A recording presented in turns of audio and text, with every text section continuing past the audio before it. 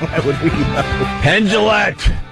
There he is. Buzz Aldrin. You missed Buzz. Oh, yeah. Buzz, how amazing. Buzz is the man. We gave you the invite to come in early so you could hang with Buzz Aldrin. Okay, but it was the Kim and early part that was hard. Yeah, but it's an astronaut. It's hard for me. I work here. It's the guy who walked on the moon. Yeah. What, 15? What do you get? How many people is it? 12. Yep. 12, I guess? 12? 12. There's another 3 they didn't talk about. Yeah. Have you ever met him? I have not met him, although he did our show. But I didn't meet him, and I'm, one of the guys. Was he Neil Armstrong? When did he do your show? He was on one of the bullshit shows. I mean, on our side. Buzz is one of those guys. Are we on the air? Yeah. Okay. I know sometimes You're it doesn't. leaning into them, it's hard to tell. Yeah, so, Buzz is like one of the most famous people in the world. Like, he's very recognizable. To meet him was like, holy. That's how many of the guys have walked on the moon? How many are you going to meet? We already established that. 12. Out of 12. Yeah. And then Neil Armstrong, he doesn't even do interviews. Yeah, you never see him. He's a little cagey. Yeah. Did you dare mention to him the nuts who talk about? Oh yeah. He gets hot under the collar, and hard to blame him for that. Yeah. Hard to blame him when you do that. That's guys who just claim because it's the only thing he's known for. So, and then now you're trying to you're just trying to tell him, "Oh, look, it didn't happen." Well, just imagine he was quite a pilot too, though. He shot some people down. I know a little bit about Buzz. You get in a rocket ship. The only thing he did. Yeah. You're on top How many people have you shot down? You're on top of a bunch of rocket fuel. You go to the moon on, I mean, really, they had it figured out, but quite a risk. And you come back. And the third guy was trained to come home alone. Yeah. Mike Collins did all this training. He would go off on his own to learn how to do everything to come back. So, where you been, Mike? Oh, nothing. Yeah. What are they talking to you about? Oh, stuff. Like, I was just going over, like, what food we had and stuff. No, but we're doing all the lunar landing stuff. Where'd they take you? We went Fridays. We went to Fridays. The lonely flight home. You just gotta hope he doesn't panic and just takes off. Like, I can't handle this anymore. They ain't making it. Right, yeah, I gotta just leave now. He'd be so reprimanded when he got home. Oh, yeah. He would. There'd be talk. Yeah. But then for Buzz to do all that and then have some guy come into his face and say, it never happened. You didn't do that. The guy risked his life. An adventure of a lifetime. He did it, and then to have some nut come up to him and he popped him in the face. I love that clip. There's a guy that says, "Yeah, you did. Why don't you admit that you never went to the moon? It was a hoax." The thing with the conspiracy people is, if you pop them in the face, it proves they're right. Right. If you ignore them, it proves they're right. No matter what you do, it proves they're right. Have you done anything on them yet? Have you gone after? Yeah, we did. We did the show that we did on BS that got us in the most trouble. Was the conspiracy show. And we did the 9/11 conspiracy people and the moon landing conspiracy people. And it's the only show where someone came into our offices threatening. I mean, calls were made to the police. And one of our prop guys was called at home and threatened. The prop guy. I guess the guy's going, okay, we'll start from the bottom. We'll rot him from the inside. A prop Who did you talk to? Because I saw a documentary, and I believe the moon landing happened. But I saw a documentary, and the questions they raise are so good. But if you have the photographic knowledge to debate them and go, no, that's not true. But what they're great at the is bench shadows and all that. But it's all terrain questions that sound good unless you know the answer to them. Well, that's you can't answer everything. If you take any single event, one of the things I've wanted to do on BS forever, and it ends up being too pricey, is I wanted to take 5 minutes of the electric parade in Disney. Yeah. Just 5 minutes on any night we pick, and get all the video footage and follow all the people. And say, this is how many occurrences of cancer there were in the next 5 years. Why does that guy have an umbrella? That kid is not exactly with his parents. Because if you analyze anything, there's so much random. You can find all this stuff. If you're talking about the moon where people don't know, what these people feed on is, shouldn't you be seeing stars? Things like that. Which the people who do it know the answer to, but we don't. And they just confuse it all in. And the fact is the government lies so much that it's always a reasonable thing to say the government's lying to us. But you have to keep in mind that the government, working together with men who were willing to go to prison, couldn't break into the Watergate to one shrink's office and steal a few files without getting caught by a janitor. Yeah. You're right. The government's great at a few these were guys who were willing to die for it. You know what I mean? They were willing to die to break into an office in a 2-bit hotel when nobody was there, and they got caught. Right. The government's great with lying about certain things. Mm-hmm. And it can't be that big of a deal, and there can't be too many people involved. Like that whole covert operation in South America or Central America, arms for hostages, the Contras, like all that came out in time because too many people got involved, and that was something that was like, all right, this is something the government would do. And we're good at. Yeah. We're good at going to other countries and screwing them up. Right. That's what we do. The past 100 years, we're professional. Very good at it. Yet going on the moon is not something we'd be. And the other thing that it made, the 9/11 people, they have to postulate that there were about 1,000 people who knew about this, and not one person went, I get a bad feeling. Yeah, I don't feel good about this. So you're talking about blowing up these buildings and... Abu Ghraib couldn't be kept a secret. Somebody sent the cell phone pictures of a bunch of people being silly geese with prisoners. It's amazing how they ignore, and this is why I hate the 9/11 conspiracy theorists, because when I heard questions raised about the Pentagon, I was like, that's interesting, let's look at that. Yeah. But when you raise an intelligent question to them, they're like, they just run over it because they're so agenda-driven, they can't handle... Well, I also believe that there's this sense in humanity, kind of a sad sense, that you'd rather have somebody bad in control than no control. So much of stuff is random. One lone nut with a Mannlicher Carcano shoots the President of the United States. Fires 3 lucky shots from the book depository building, and he's a loser, disgruntled nut.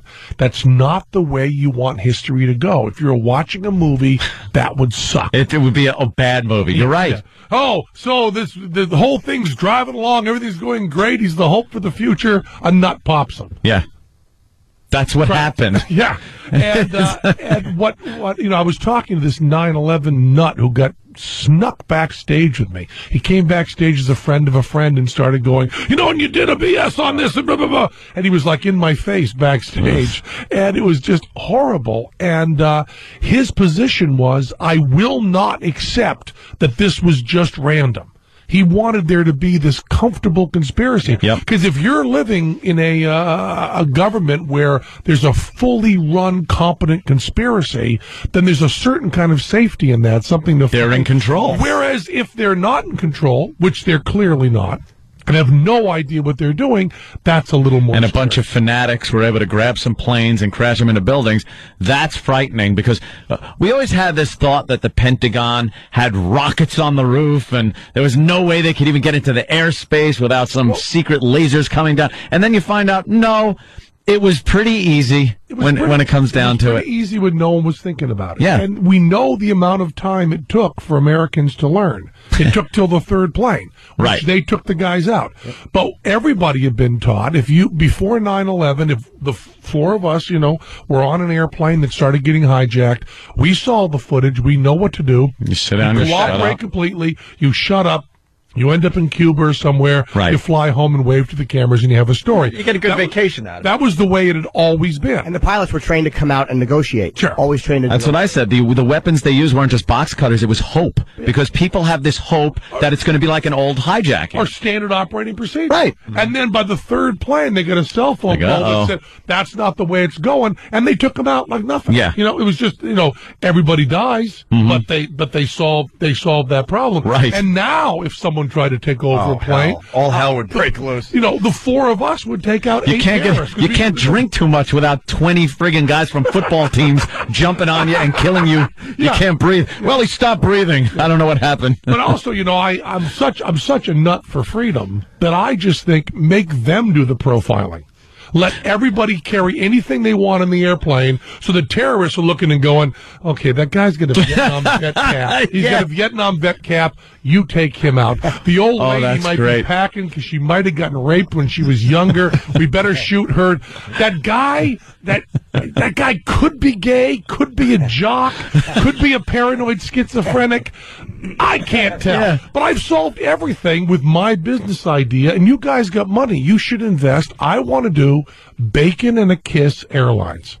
There's one thing terrorists will not do, and that is kiss the genitals of someone of the same sex and eat bacon.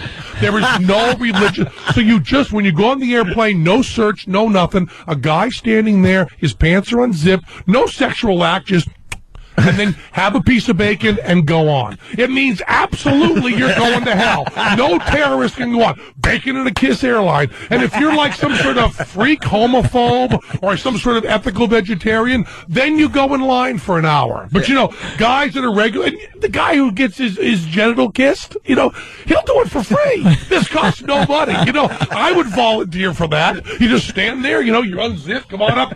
Thank you, buddy, get on the plane. Did his lips actually come in contact with your skin? Sure did. Let him on. First class. He's doing fine. Have some more bacon. Sure, that's great.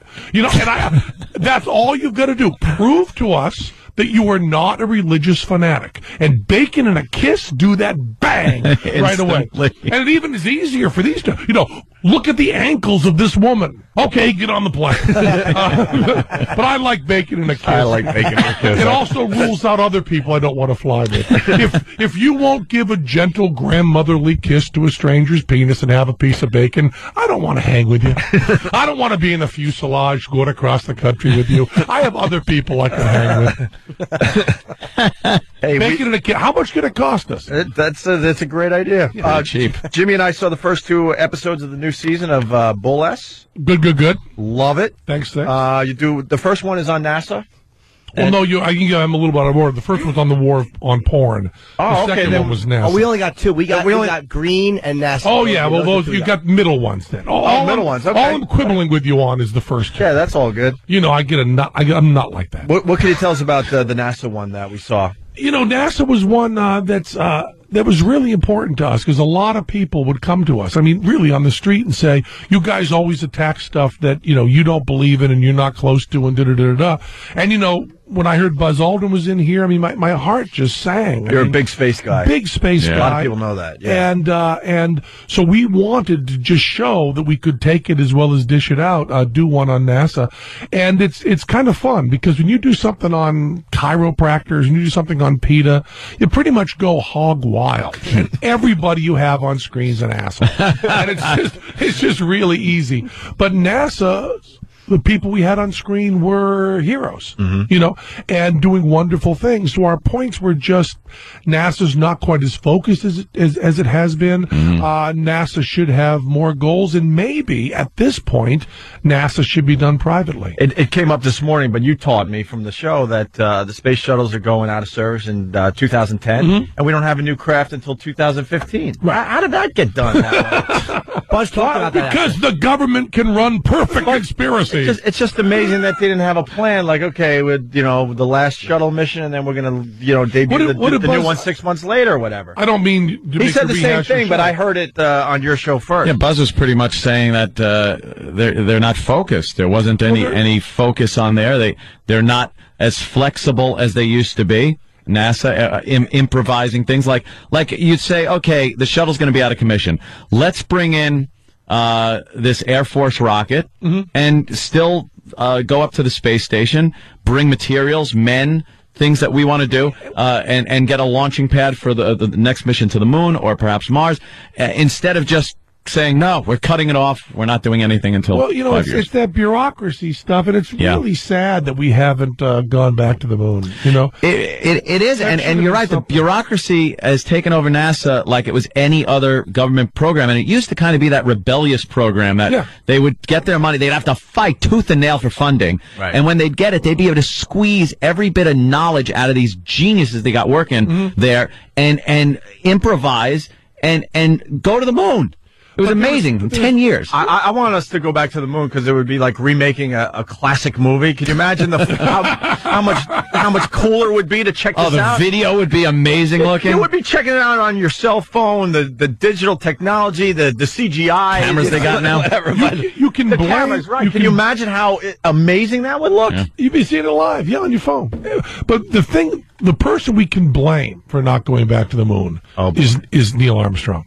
Because when Neil Armstrong stepped on the moon, he said, well, he messed it up. He was supposed to say one small step for a man, one giant leap for mankind. He said one small step for man, one giant leap for, which is nonsense. Did he say that, though? He says he says that it was like a little bump, and you hear it, you're like, Could be. You bring that up on BS, but Jimmy and I were saying, he had a lot on his mind. He got a lot on his mind. Give him a break. I was just talking about, we said never mind Neil Armstrong, talk about me. Right, we said yesterday, like, he wasn't sure if the moon was made of quicksand or not. I was in grade school, and I said to my teacher, when she said one small step for man, one giant leap for mankind, I said, isn't he just saying the same thing again? Shouldn't it have been a man? And I was sent to detention. So I have an axe to grind on this one. But Neil Armstrong, instead of saying either one of those things, if he had simply placed his foot on the moon and said, drink Coca-Cola, there would have been plenty of money to go to the moon.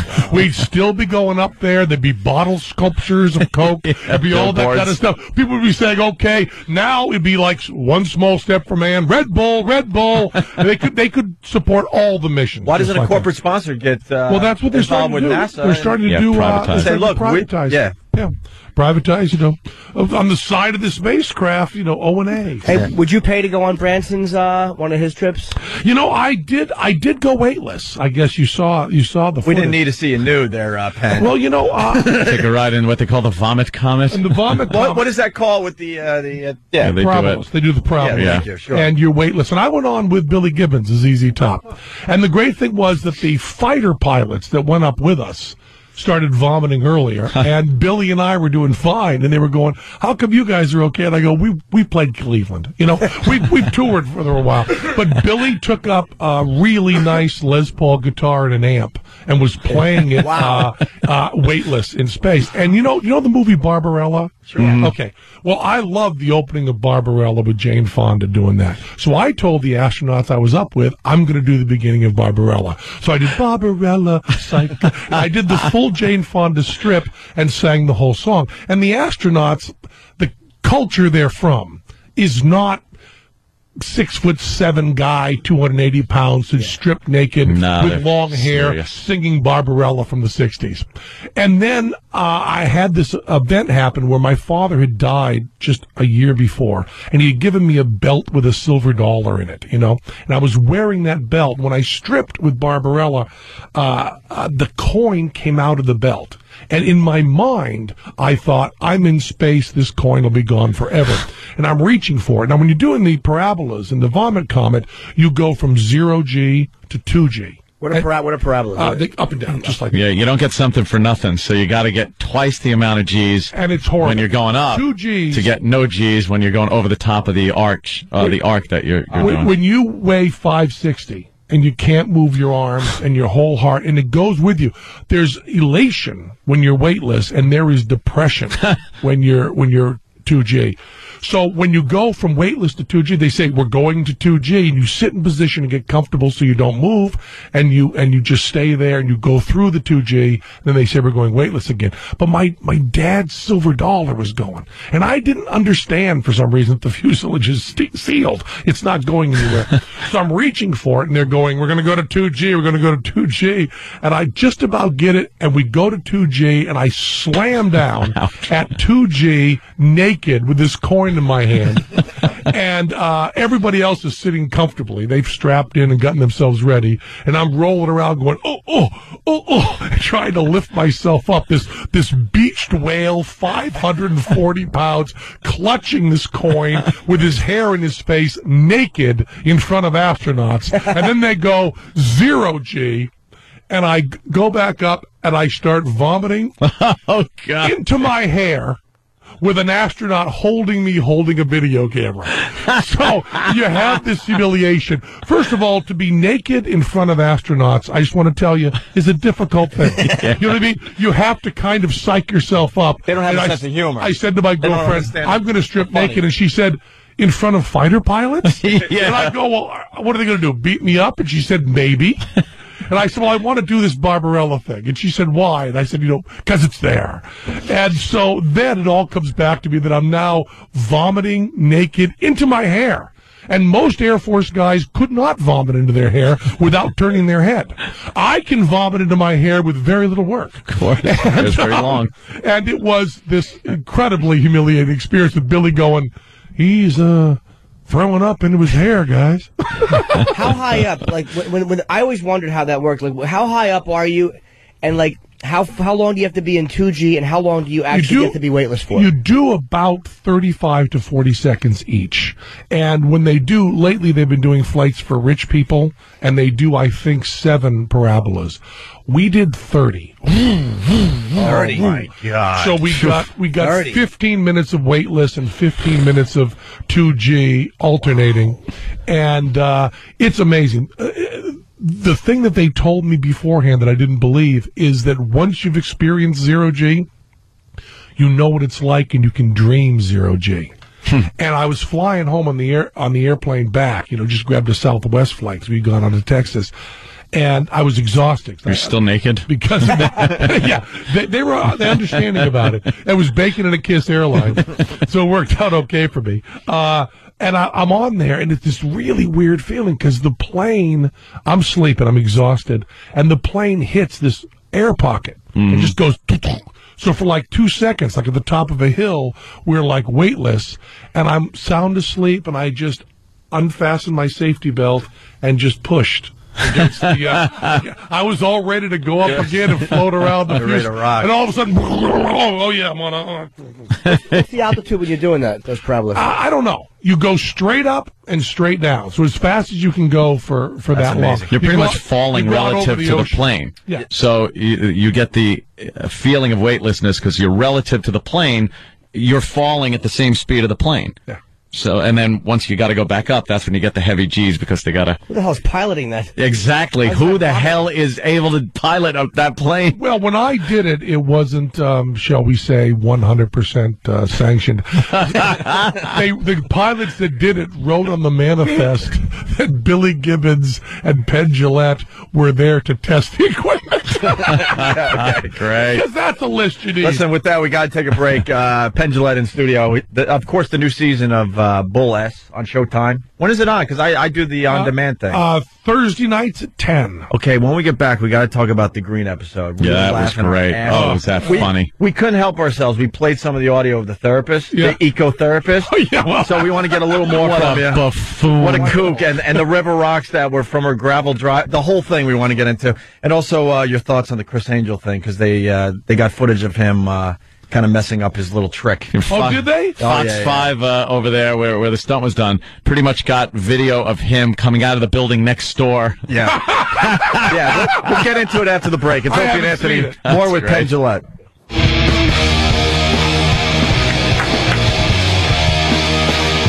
Welcome back to Norton and Friends. Oh. My guests today are Opie and Anthony, and of course Penn Jillette, promoting Bull S. We can't say it on this side of the show, but great show on Showtime. We previewed 2 episodes. We saw one where NASA. Yeah, he's a lover of NASA, so they attacked just a part of NASA, not the entire organization. And our favorite one, which was Going Green, of the 2 we saw, which was about obviously this obsession with green. That's the third rail. I made one comment about not being absolutely sure that everything Al Gore was planning in the green movement. Wasn't absolutely sure about it. And I did it at a conference with like 1,000 people, and it blew up with, Time Magazine talking about Penn says he's a skeptic, but boy, his emotions, I just said that, that Al Gore is demonstrably a dick, and you wouldn't like him about anything. He's just really annoying. So that part of it makes me question it a little bit. And the thing, the global warming, is that there's a whole package that's sold. that global warming is happening, that it's anthropogenic, that conservation is the way to stop it, and that government force is needed to do the conservation. And all of those are sold as a package, and they're all separate. It's very likely that global warming is going on. It's very likely we caused it. That doesn't necessarily mean we can stop it. The four of us can take an 18-wheeler at the top of a hill, put it in neutral, and start pushing it down. Just because we're the four guys that started it doesn't mean people can say, hey, you four guys, go stop it. You get around the front now. Yeah, you're not going to be able to do that. And but mostly on the Green Show of BS, we concentrate on the selling of indulgences, the carbon credits, which Al Gore owns many of these companies, and you Could you pay explain money. that because I didn't know about this until I watched the show. It's a crazy thing. It was amazing, but the carbon footprint is decided kind of arbitrarily. Mm-hmm. Someone just decides on a website how much carbon is generated by driving your SUV to Denny's, or getting a cup of coffee or what have you. Someone just does that, and then you can donate money to a company that says you're okay. Mm-hmm. This is enough money. And then that company can use that money for anything they think is green. So it's exactly like, the time of Martin Luther when they would sell indulgences. You want to have sex with someone other than your wife. It's a sin in the Catholic Church. Come to us, give us money, you won't go to hell. And it's just stated that way. And Al Gore owns, not all of them, but a zillion of these companies. So when the Academy Awards bragged about being carbon zero, no carbon footprint, when they bragged about that, what that meant was they did the same amount of stuff to use the same amount of energy. Oh, geez. They just gave money to Al Gore's company. And it takes off some of your my God. credit. You get credit on your carbon. It's all based on guilt, too. You go on the website and you go, well, I did this, this, and this, and then they do a little math and go, well, you owe us $10.58. And what we did was take it a step further, and we sent this wonderful woman, Jamie, who does some of the gags for us on there, so convincing, gave her a shirt that said green something, and walked through parking lots. And a guy came out, and she went, what did you buy? And he went, Cheetos. It's kind of my guilty pleasure. And she goes, those Cheetos were trucked in from 60 miles away in the bag and so on, 35 cents. And the guy goes, okay. Wow. Pays her the money. And we had people trying to give her more money than we were going for. What's funny about the gag is getting 17 cents from a guy.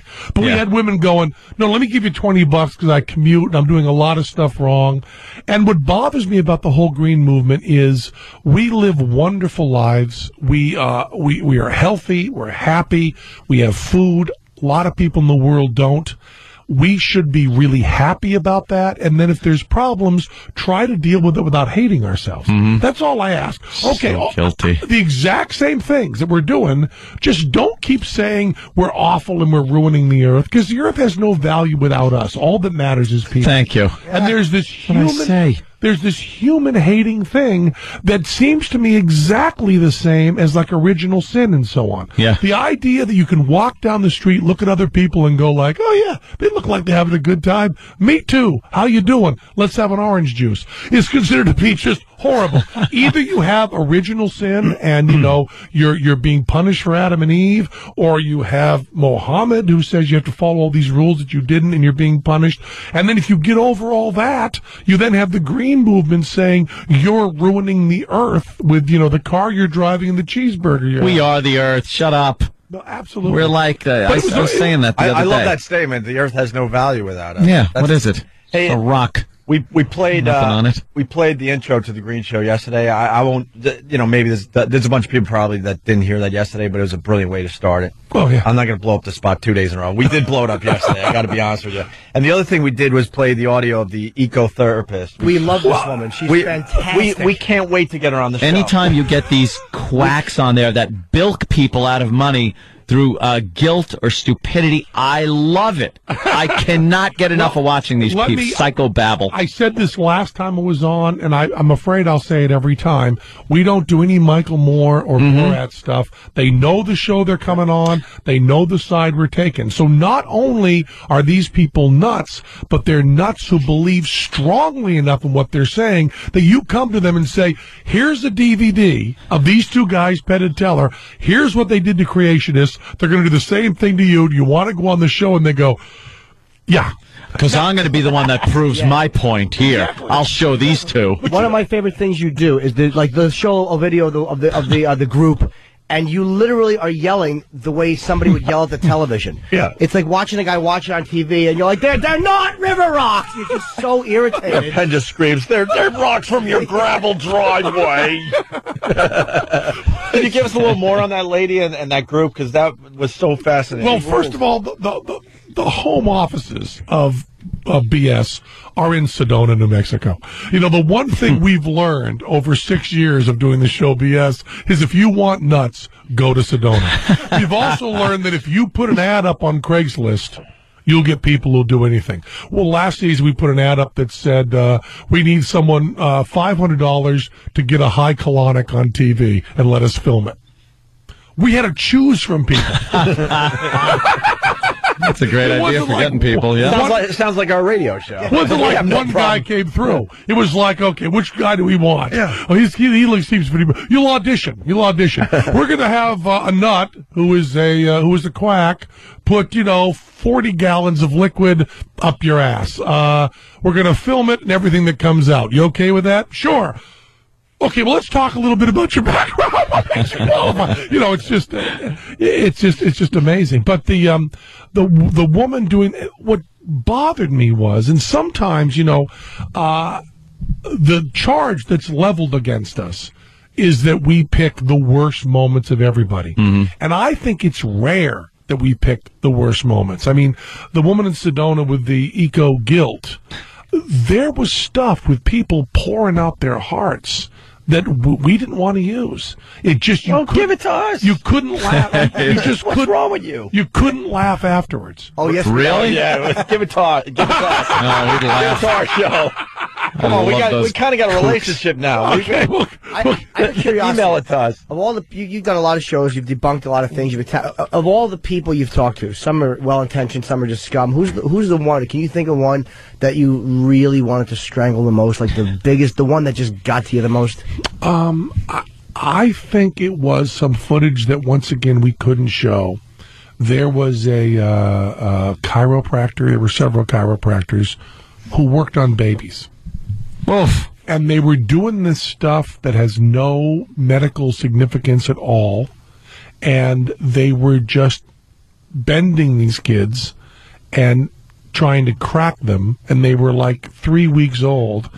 And I watched the footage, and it was like, when you see the starving, it's Sam Kinnison's bit on the starving kids on TV. Cameraman, give him a candy bar. What's the cameraman doing? And we were watching it and going, a lot of people think that we are in the room when this is being shot. It's not true, of course, but it's the sense we try to give. It's not their fault for being stupid. It's our fault 'cause it's the make-believe. And I said, I don't want to picture anybody in the room while this is happening without stopping it. So we show a little bit of it, and then in VO, I just go, it's worse than this. Just a statement. And that, when you do Feng Shui, they're ripping off rich people, and that's bad, but who cares? Yeah, if they're ripping off guys like me. So you can rip me off, it doesn't matter. But when you're moving babies' limbs in ways that don't look right, and your justification for it is some sort of chi running through their backbone. What kind of dumb parent is letting that happen? Well, you haven't seen the Dolphin Show. The Dolphin Show, no. They're talking about people who want to have their children birthed by dolphins. Why? They want to go into the ocean pregnant and have the dolphins come out and nudge out the children. And, holy Jesus. We film a couple that's going to set this whole thing up. And then I'm very proud to say, we talk them out of it. Oh, really? They don't do it.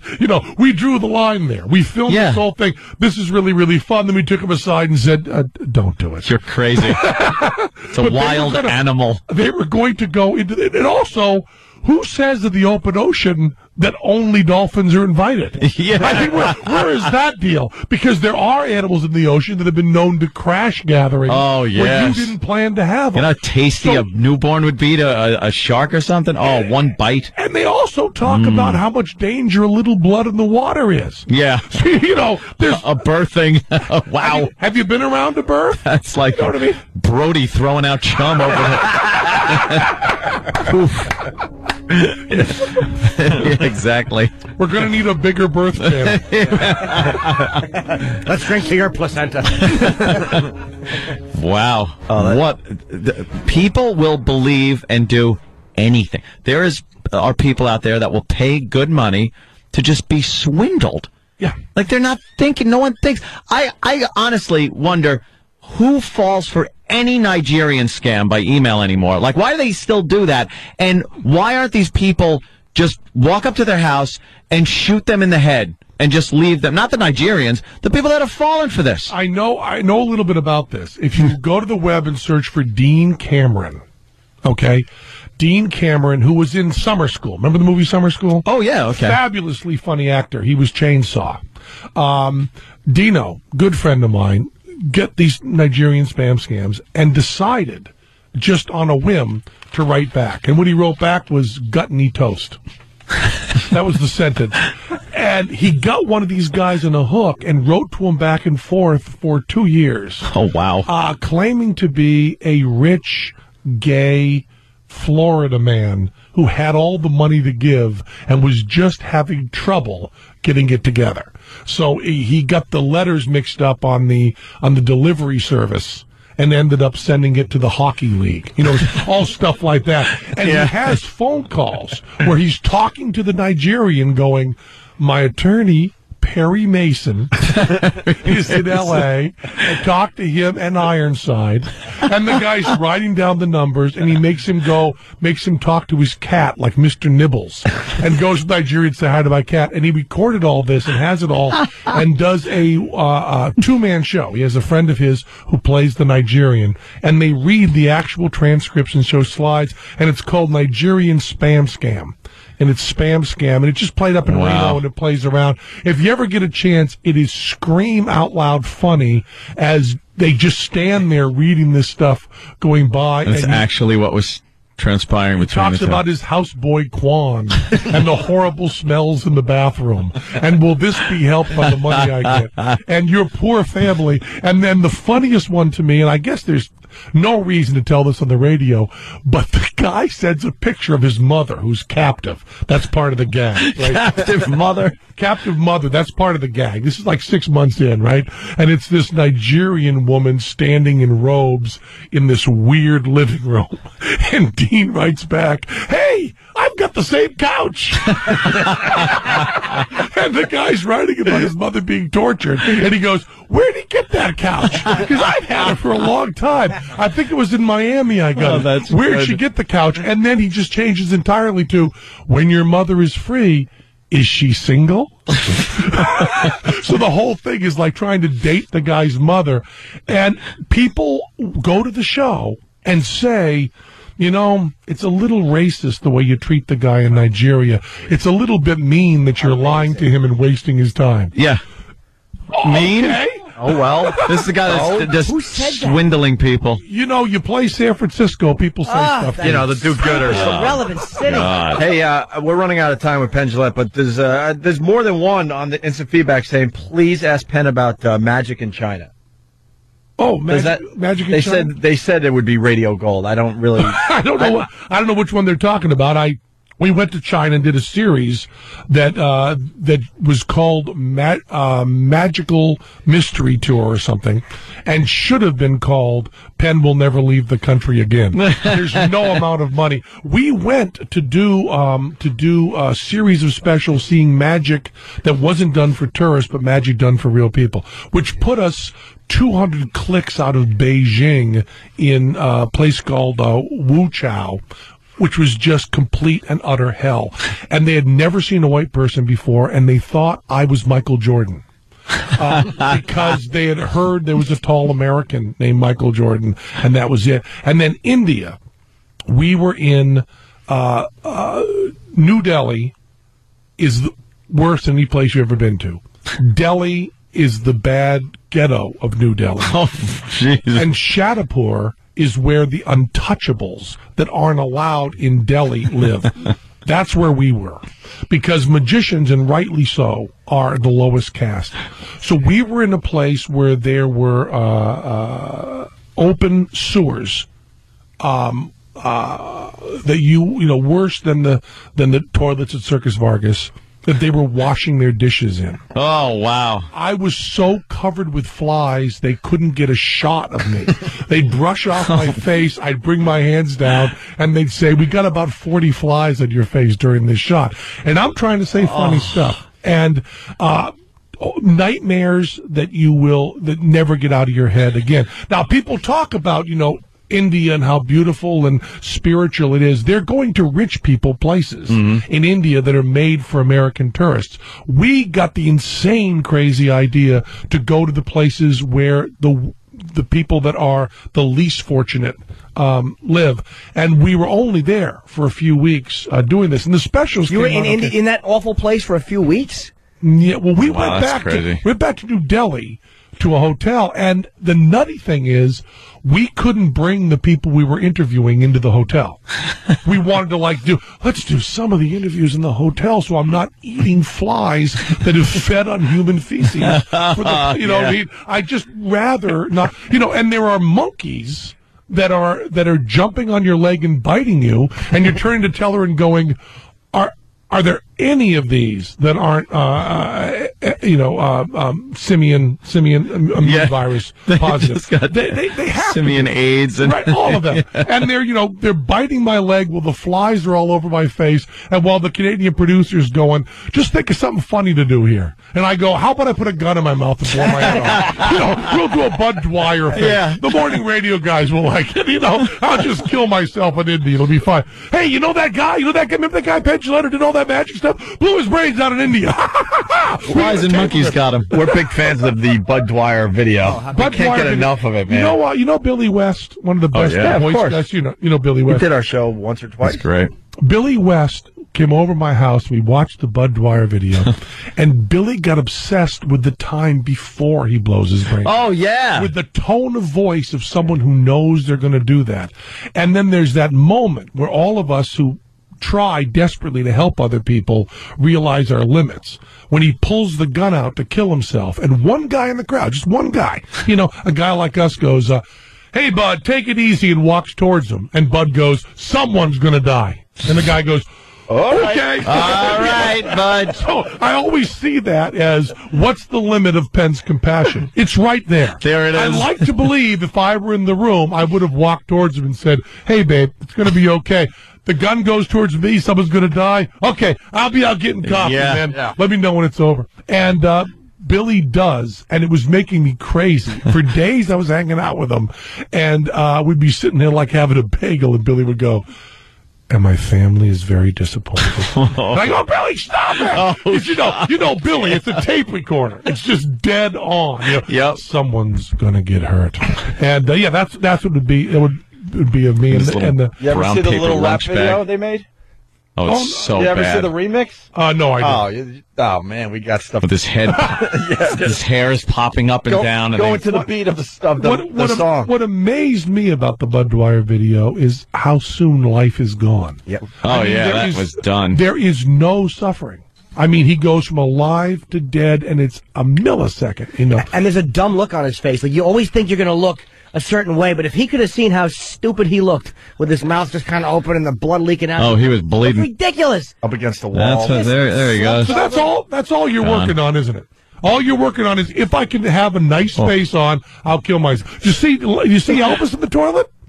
What do you mean? Elvis with the Perconan, Yeah. You don't look good when you're done. But no, we always had, I used to have these suicide fantasies, like who would go to the funeral. You think of these weird things. We all identify. It's always dramatic.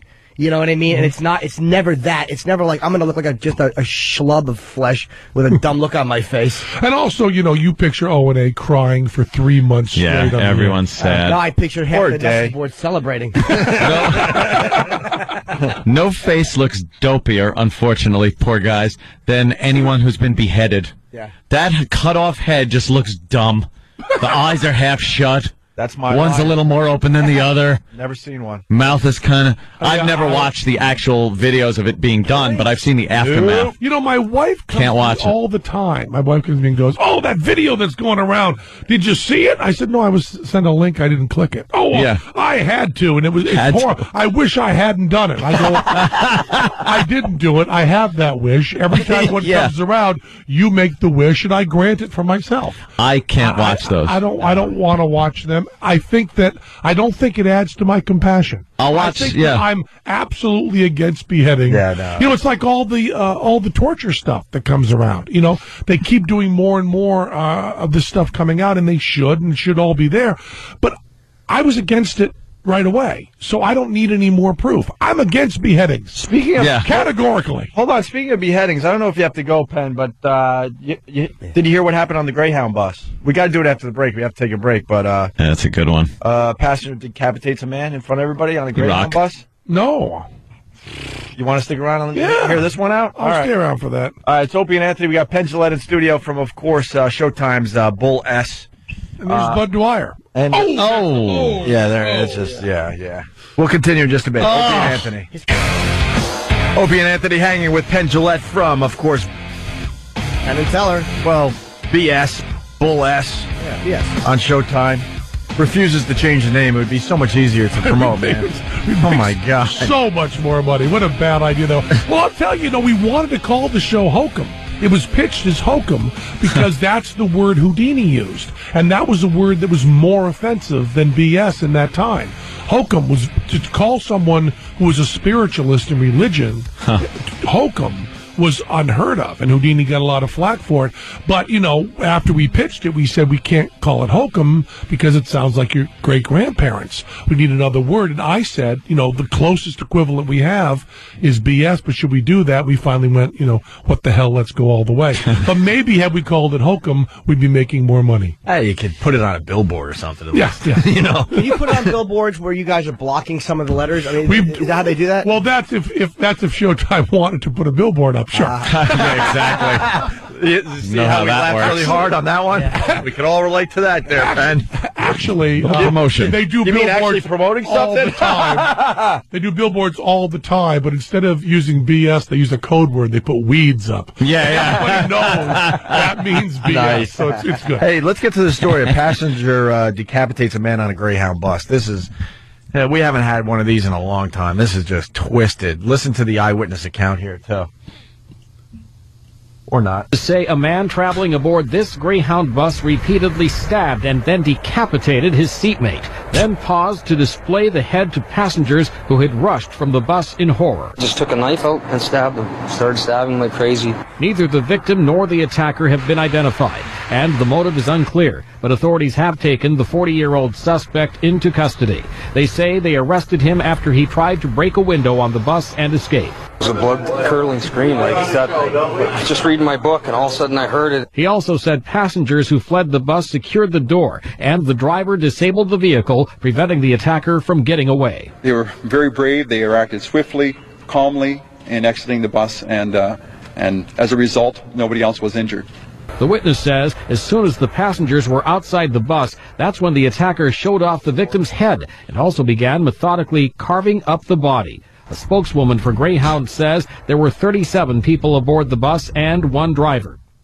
That would be 38 people. By the way, that clip Arithmetic is blew, always good. Huh? compared to the clip I heard in the office. That was the one I thought we were going to get. Yeah, we got the other eyewitness. That was just kind of the setup of the whole thing. Yeah, because I would love to know what it the almost guy ruins it, though. I like the I would love to know what the suspense guy said to the guy. Have you ever taken a bus? Oh, yeah. You know what it's like to be sitting next to a guy. It's horrible. You just didn't happen to have a knife.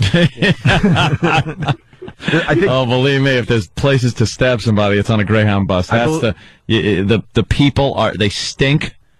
It's like the spokesman for Greyhound goes, we're actually surprised this hasn't happened more often. Leave the beheading to us. I think this is the eyewitness report that really got us in the office. He got on the bus. He looked totally calm, totally normal. We stopped for a cigarette break. He got off the bus. When he got back on the bus, he got his stuff and he came to the back, right to the back of the bus, and sat right behind me, next to the victim. The bus continued on, I'd say, for, I don't know, another 20 minutes, and all of a sudden we all heard this scream, like a blood-curdling scream. I turned around and I saw the guy. The attacker was standing up right over top of the guy with a large hunting knife, like a survival Rambo knife, holding the guy and continually stabbing him in the chest area. He must have stabbed him 50 times or 60 times or something like that. Now, I don't blame people because I wouldn't have done. But it's amazing how we still have this singular mentality. Like, people wouldn't just say that we rush this guy and attack him. Like, and I'm not saying I would have either, but it's such a weird thing when someone is being injured like that 5 people wouldn't just pounce on the guy and help the guy be. Yeah, we're not. I'm not saying I would pack either. animals. We're not. But they did. Oh, did they? I mean, they captured the guy and he didn't get away. It seems from the first report that they acted, once the guy's been stabbed, I don't know, 24 times, you can't help him. Right. They had nobody else injured and they trapped the guy in the bus. That's pretty good. Well, that's better than I might have done. I mean, they just kind of left the bus and kind of kept them from coming out. That's plenty. Yeah. That's plenty. Because maybe I'm running to Kentucky. Just keep going. I'm not saying I would have jumped in either. I really wouldn't have. I'm not. But I just amazes me how people our instinct is to not react. That way. Don't have to run faster than the killer. You just have to run faster than the fat lady from St. Paul. That's all. The one who was snoring on the bus. Nice. Be a little ahead of her, and you're fine. With that, let's go back to the eyewitness report. He continues describing what happened. I ran to the front of the bus and told the bus driver to stop. Someone's getting stabbed, and screamed, "Everybody get off the bus, off the bus." We all eventually got out. The whole time, the attacker was just calmly over top of the victim. He's continually cutting him. I think the victim was gone at that point. Went back into the bus to see maybe the guy was still alive or what. When we came back on the bus, it was visible at the end of the bus. He was cutting the guy's head off and pretty much gutting him up. Oh my God! They went back into the bus. Yeah. They went back into the bus. That's kind of crazy. The guy left the cigarettes on the seat. Yeah, excuse me, can I have these? I think they were in the middle of nowhere, right? Is that what we're finding out? Yeah, I'm taking that same route. Why? I was you wanted to sit a long time ago. Yeah. But yeah, this runs across southern Canada on their Highway 1. It's nothing but wheat fields. You like to sit next to people and annoy them, see how far you can get them. How are you? But no, it's just push them. Push their buttons. Yeah, so, where are you going? Yeah. Take a knife to your chest, yeah. Stop talking. Yeah. Okay. Pretty cold today, huh? One more A, and I'm going to stab him 50 times. Here he goes, one more. I'm going to stab him once for every A. Let me see, C-A-N-A-D. A. That's 3. Oh, bus is a little slow today, eh? And that was it. 4. Put him over the top. Dig in. One more piece of audio worth playing here. The trucker that pulled up had all these, he had a crowbar and a hammer and all these kind of things. So the 3 of us were sitting there guarding the door. He's fidgeting with the buttons trying to get out, and he's trying to drive the bus and stuff. So the bus driver disables the bus somehow, and while we're watching the door, he calmly walks up to the front with the head in his hand and the knife, and just calmly stares at us and drops the head right in front of us. Oh, Jesus. But 3 guys are guarding the door, and then it says also the bus driver disabled the bus. Yeah. I don't know how to do that. And I don't know if I want to. Is there like a little button that says if someone cuts off someone's head, hit this button? I mean, the training program for Greyhound bus drivers. Might as well let the guy just drive the bus at that point. I would, I'd just let him take off. Wait. Once again, the voice of sanity has to come on O&A. Yeah. No, you don't want a guy who just cut off someone's head driving a bus. That's my advice. Stopping you from driving the bus, good thing. There's a picture now that they're saying there was this kid, Tim McClellan, 22 years old, who was beheaded. This is just a picture of him he has a really grabbable hair, too. He's a lot of it. And he was on his way to a Fish concert. Yeah, it kind of looks that way. There. Hey? Be ironic if he was going to buy a hat. And he has a MySpace page, so now you can look at Dead Guy's MySpace page. Dead Guy MySpace, always entertaining. Very creepy. Photos? Did anybody have a camera phone that would snap photos? Somebody must have, like him holding that head up, or Yeah, let me get that. Could you hold the head a little? Hold it higher. But outside the bus, everyone's got a phone on their camera. I don't know why I'm. I don't know. Are you thinking that though? Yeah. I would. Yeah. I'm just thinking. If I know, nightmares for the rest of my life. Look at a friggin' head. Yeah, you're thinking nightmares the rest of your life. He wants to get a picture. I'm still running to Kentucky. Yeah, you're with on the fat girl right behind me. You're on You don't have to outrun the killer. You have to outrun the fat girl from St. Paul. That's going to make me laugh all weekend. That's a doozy right there. That's all you got to do. Teller and I were in a emergency landing once. Oh, really? An emergency landing. And the plane just had a lot of smoke before it took off, and they were worried. And they come over the announcement and say, "We're doing an emergency landing. The slides are going to open. Leave everything where it is. Get out of your seats. Go to the slides. Go down immediately. Walk away from the plane." They say that. So the plane is full of smoke, but it's not even noxious smoke. It's just like smoke. It was like what it turned out to be, which was nothing, right? But the plane, comes to a stop rather abruptly, and it's a little bit frightening. And they go, okay, go, and the doors go pop, and the slides go out. And Teller and I, everybody on the plane is screaming and crying and praying. And Teller and I are sitting in our two seats, and we get up, we leave everything on the seat. Everybody else is grabbing stuff like crazy. We walk to the slide. There's nobody near us, because we're kind of figuring, well, if there's women and children, we'll let them. Nobody's near us. We jump on the slide, we go down, and then we just walk forward at a good clip away from the plane. We get about 300 yards from the plane, and we look back just for a moment. We haven't looked back at all yet because we're trying to motivate forward as fast as we can. Because the plane was as smoking. instructed. Could blow up. We followed the directions exactly. We look back, and there's like only 5 people off the plane, and they're in a pile at the bottom. Because they get down to the bottom, stand there, turn around and look, and the next guy comes hits them, slams them in the knees, and then they're gathering around the plane and looking at it. And Dummies. Teller and I are to the terminal. We've walked across like 5 runways, and we're back far enough that we can't even see it that well. And the news guys run up and go, "Hey, you're Penn and Teller. Are you responsible for this?" And we said, "No." Responsible. We just got off is this a trick or something? No, it would be an irresponsible trick. We didn't do anything. And they said, you guys got nothing with you. And I go, "No." And they said, "You walked away from the plane." We said, "It was an easy direction." That's what they told us. Followed it. It is amazing how, I've been in 2 emergency landings of airplanes so far, and it's amazing how no one follows it. The other one I was in Texas, and I had my headphones on. I'm just flying in the middle of the night. We're over Texas, flying back to New York, and the stewardess comes over. I'm in first class, and she taps me. I take my headphones off, and she goes, "We're going to do an emergency crash landing." And I said, "Cool."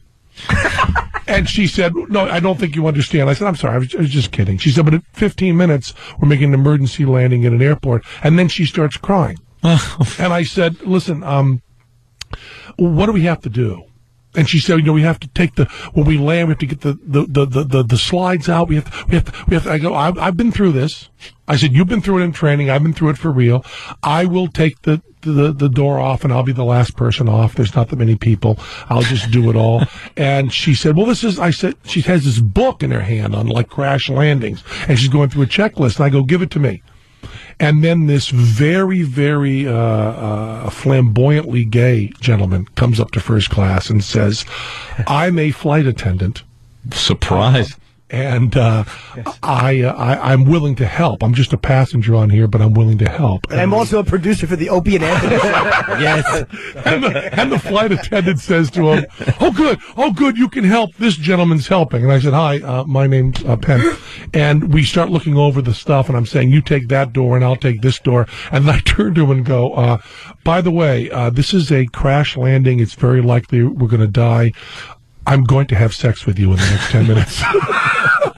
Not in those words, but we're on the radio. Sure. And everybody's panicked, and everybody stops dead, and he really laughs hysterically, and I go, I'm not dying without having gay sex. And I said, forgive me for the stereotype, but I think you're down for it. And he goes, okay, let's get all the slides taken care of, and then we'll do that. And the original flight attendant's going, what are you two doing? I said, we're just joking a little bit because we might die and we're trying to have a good time. And then it's an amazing feeling because you take your glasses off, you pull the seatbelt so tight it hurts. You take every piece of loose metal off you, you move everything out of your seat, and they say we're going down, and you hold your ankles and you bend over and you just get ready to hit, and it was a perfect, no problem landing. It was the cleanest, smoothest landing ever. And we finish, and the gay flight attendant across from me, and I go, we can still do it. I got kind of into thinking about it. Was it a wheel issue, by the way? It must have been a wheel issue. It was. I talked to the guy because we were stuck in this closed Texas airport all night, and I talked to the pilot, who was a Vietnam vet, and he said a very experienced pilot, and a light came on that he was absolutely sure was just a malfunctioning light and nothing was wrong with the plane. And the rule book says he has to do an emergency landing at the nearest airport and announce it to everybody, which is probably the way the rule should be. But why weren't you panicked? I just don't tend to panic in those kind of situations when there's nothing I can do. I also, I pride myself at being level-headed in those situations and trying to do the best and make a joke or two. And, I don't think I'm particularly, I have self-preservation, certainly, but I'm not particularly scared of dying. I'm an atheist. I've made my peace with life. It's a wonderful life, and it's going to end, and then there's going to be nothing. So you prolong it as long as you can, but there's no fear. After death is exactly the same as 1920. It's before I was born. I wasn't there. That's what I think about. I wasn't around then. 1920, I wasn't around. 2090, I won't be around. Same thing. Oh, that's fun. Gee, thanks, Penn. But nice logic to it. What a wonderful way to end a radio show. 2 crash landings. Yeah. That's pretty good. I've had one emergency landing, not a crash landing. It wasn't a crash landing. I was being dramatic. But yours was more because it was a technical. We had an emergency landing. Or did I have 2? No, I've actually had 2. One was... Did you get to go on the slide? No. If you go down the slide, walk away from the plane. If there's one thing... if you get to the bottom of the slide, just say, well, I'm not doing this for myself. I'm doing it for Penn. Just anybody that goes down a slide, just for Penn. Just say, we get to the bottom, we're going to walk. If there's smoke on the plane, it might blow up. Get yourself 500 yards away. Run faster than the fat girl from St. Paul. That's all you want to do. This is when I was still a terrible flyer. I was a terrified flyer running United flight. And they said, we're having a problem with the fuel transfer. We're not going to make it to Denver, so we're going to have to divert to Chicago because the fuel couldn't get from the wings into where they needed it to go. So they said, but to get down to landing, we're going to have to jettison fuel. So we're coming down from 30,000 feet, and they're shooting fuel out. And I was a bad flyer. I used to like the middle seat because it made me feel comforted to be surrounded. I was such a zero. And you'd ask people to hold you? Basically, in some way, I would. By the look on my face, they kind of knew that they had a pathetic lump who was not going to assist. Who's not going to? And they're dropping fuel out the wings on the way down, and it was white fear. This is the worst nightmare come true. And I was fine. Yeah, I have. I just. I mean, my first reaction really was cool. I like exciting things happening in life. Hey, we got to thank Penn. We got. I got to give a plug too. We got to thank Buzz Aldrin. What's the movie? It's cool. Fly Me to the Moon. Comes out August 15th. Of course. Penn, one of the best shows on television is BS. I want to just say really fast, too, we love having you in, Penn. Oh, thanks. You're a great guest for this radio show.